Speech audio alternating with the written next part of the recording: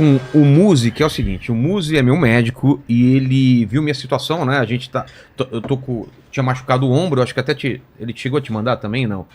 Qual que é a situação do ombro que tava, Muzi? E se você quiser também sentir a vontade de falar da minha situação geral, que eu tava bem cagado, né? Você que tem que sentir a vontade. Eu não, por mim, por mim, tudo bem. Então, o que tem é assim, existe um desgaste grande que você se colocou por conta daquilo que é a sua restrição de sono. E o que a gente sabe hoje é que restrição de sono é a primeira causa para diminuição de níveis de testosterona, é uma das primeiras causas para o acontecimento de diabetes, né? Ela está lá entre o que a gente chama de major factors, né? E quando a gente começou a trabalhar junto, você tinha praticamente uma diminuição da sua função hipofisária, porque a sua tireoide estava lenta, porque a sua testosterona não estava sendo produzida. E não é surpresa que você tivesse algumas lesões de aparelho locomotor, Vilela, porque a parte hormonal é que cuida do que é a regeneração muscular. E existe uma questão que é o dilema do atleta, né? Toda vez que você tem um período na sua vida que você treina muito forte, é como se existisse uma maquinaria que se adaptasse a isso. E essa maquinaria, ela se adapta tanto a gastar energia rápido, quanto a acumular muita energia. Então, quando você vê esse caso de atletas que interrompem a vida atlética dele, eles ganham bastante peso, né? Não é porque a pessoa ela se descontrolou, que ela está comendo 3 bolos de festa por dia.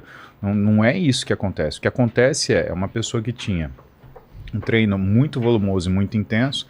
Então você pega jogador de futebol, ginasta olímpica, nadador, né? Cara que treinava 5, 6 horas por dia, né? E de repente ele interrompe isso, a maquinaria de guardar energia rápido, ela continua funcionando.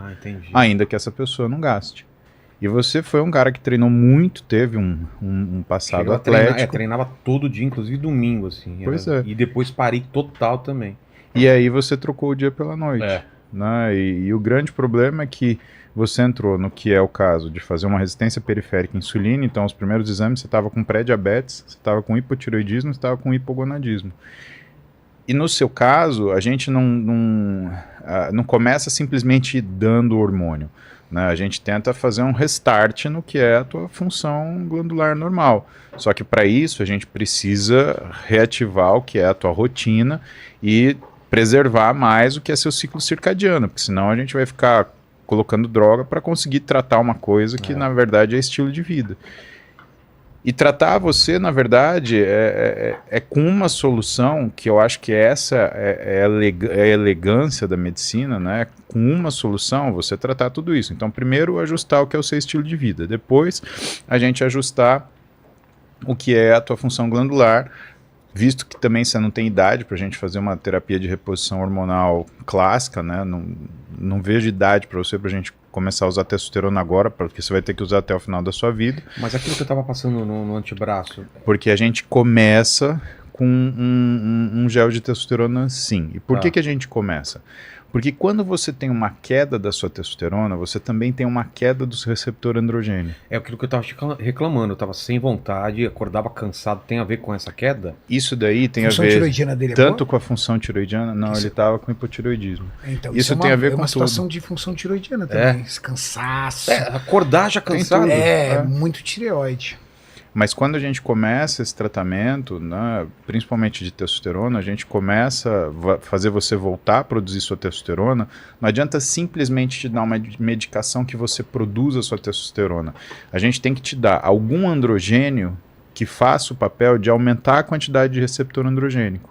A testosterona ela tem essa peculiaridade, né? Quando você quando você tem uma diminuição do hormônio circulante, você tem uma diminuição do receptor. Entendi. E no nosso corpo existe dentro da fisiologia, né, 2 conceitos importantes, né, que é o feedback negativo e o feedback positivo. Feedback negativo é quando você tem um aumento, por exemplo, de um hormônio, o número de receptor cai para fazer o equilíbrio dose-resposta. Ou quando você tem a diminuição de um hormônio, você tem um aumento do receptor para conseguir equilibrar o que é dose-resposta. Com a testosterona, isso acontece até um certo nível, tá? Quando você passa para níveis infrafisiológicos ou suprafisiológicos, a coisa funciona um pouquinho diferente. Então, no seu caso, a gente começa com uma dose baixa de testosterona, mais a medicação para produção de testosterona, para você voltar a produzir o receptor e voltar a produzir o hormônio. E assim, na literatura, o que fala? Né, os caras que mais escreveram sobre isso são dois americanos, né, o Hanem e o Kovac, né, e a maior quantidade de trabalho sobre testosterona, quem faz é um sujeito chamado Bazin, né. Mas o que eles falam? Que para a gente voltar essa função é alguma coisa entre 4 meses e 4 anos, dependendo Caramba. do quanto você conseguiu resolver isso. E eu refiz os exames há pouco tempo para você medir isso. Exato. A parte da tireoide, o hipotireoidismo, eu tinha começado com uma medicação, você mediu e depois aumentou ela para 70. Isso. O que isso muda na minha vida? Esse também cansaço tinha a ver com a tireoide ou não? Então, Porque eu melhorei, eu não tenho mais aquilo que eu acordava cansado sim. Aparentemente, assim, tua tireoide não conseguiu voltar a funcionar. Então, o que a gente faz? A gente te suplementa com o hormônio tireoidiano, com o T4, que ele vai ser transformado em T3 no seu corpo. O que o tireoidiano funciona, que é muito importante, é que ele funciona como se fosse um fator neurotrófico, ele estimula a função cerebral. Então, às vezes a pessoa ela fala, por exemplo, o pessoal associa muito a alteração de tireoide com ganho de gordura, né, ou aumento de peso. Isso não é verdade. O que a tireoide faz, ela é uma mudança de comportamento. Então você fica menos ativo, menos disposto, você fica menos com raciocínio mais comprometido, memória comprometida, né, e acaba mudando o seu padrão alimentar. É muito comum, né, no paciente que tem hipotireoidismo, duas coisas. Primeiro, uma melhora dessa sensação no final da tarde e início da noite, porque é o pico de produção de TSH. A gente não produz TSH de manhã, a gente produz TSH das 9 da noite até as 5 da manhã. Esse é o pico de produção de TSH. Tá? Isso quer dizer o quê? Que você vai se sentir melhor um pouquinho para o final da tarde, para o início da noite, quando você está começando a produzir, estimular a sua tireoide, produzir hormônio tireoidiano. E a outra coisa é, como existe essa sensação de cansaço, é como se o cérebro aprendesse formas de você transformar o T4 que você tem de reserva em T3 atuante, porque o hormônio atuante é o T3. E uma das principais formas de você transformar T4 em T3 é pelo consumo de açúcar.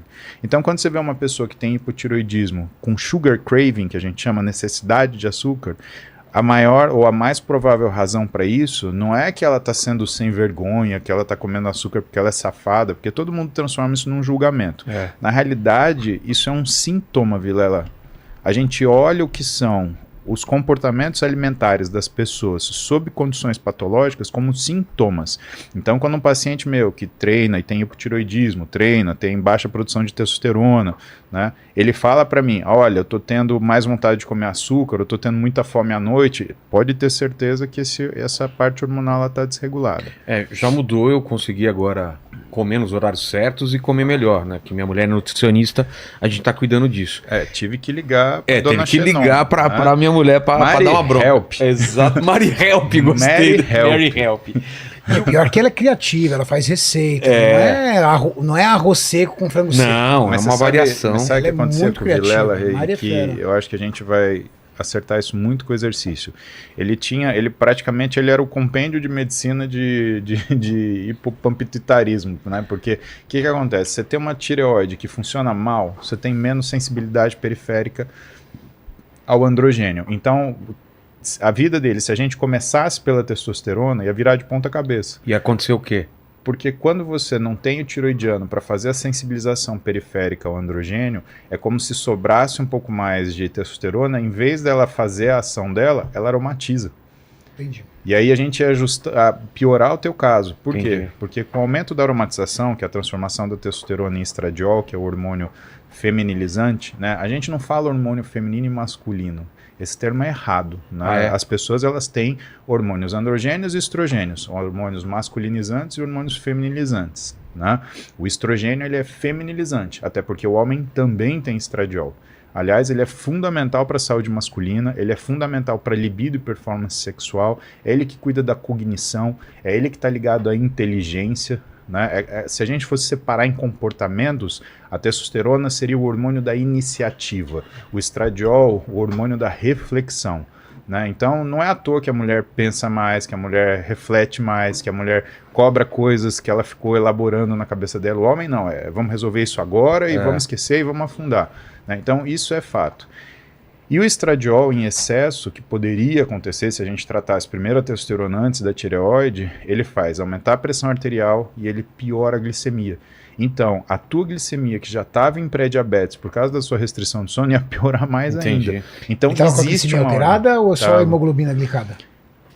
A hemoglobina glicada dele estava dando 5,8, né? E fazia com que ele tivesse... O limite é 6. No limite. O limite é 5,7 para pré-diabetes. O limite é 5,7. E 6,5 para diabetes. Então ele estava... E a glicemia dele normal? A glicemia dele não estava normal, Renato. Então ele já estava no quadro de diabetes. Porque já hemoglobina glicada alterada com glicemia normal, pré-diabetes.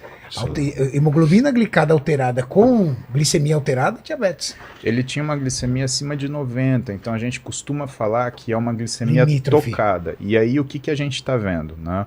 O que é mais comum que faz aumentar o que é a nossa glicemia de jejum? É uma resposta de aumento do que é a função hepática de produzir glicose em situações de hipoglicemia. Então pensa o seguinte, né?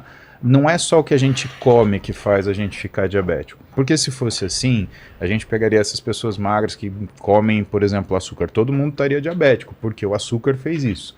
Existe uma coisa que chama produção endógena de glicose, que é quando o seu fígado ele libera grandes quantidades de glicose na sua circulação para compensar a sua glicemia. Então, esse ponto ele é muito perigoso porque você está perdendo o controle sobre sua resposta metabólica. E aí já não é mais o que você come que te faz problema, é como o seu corpo reage. Entendi.